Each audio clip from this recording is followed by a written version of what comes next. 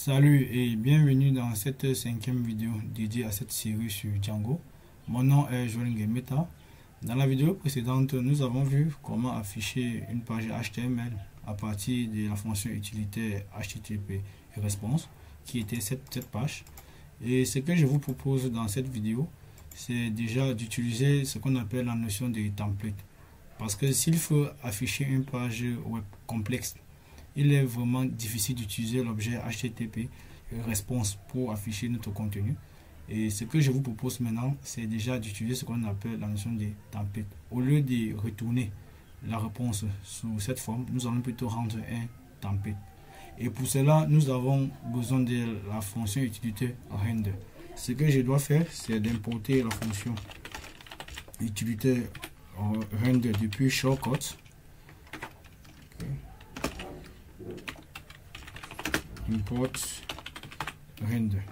Ok. Et la définition de la fonction est la même chose. Nous pouvons utiliser soit des fonctions, soit des classes pour rendre le contenu de notre page web. Donc pour rendre le template, je viens là et j'efface juste HTTP response. Je dois utiliser render que j'ai appelé tout à l'heure. Et render prend en premier paramètre la requête. Et à titre de rappel, la requête qui est passée ici doit être la même chose ici là.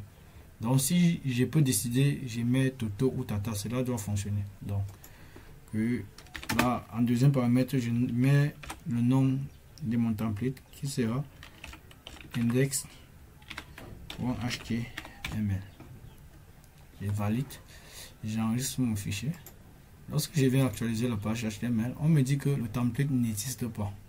Pourquoi? Parce qu'il faut juste venir dans les paramètres et indiquer à notre framework où est-ce qu'il doit chercher nos templates. C'est ce que je dois faire, c'est venir à la racine de mon projet et créer un dossier template.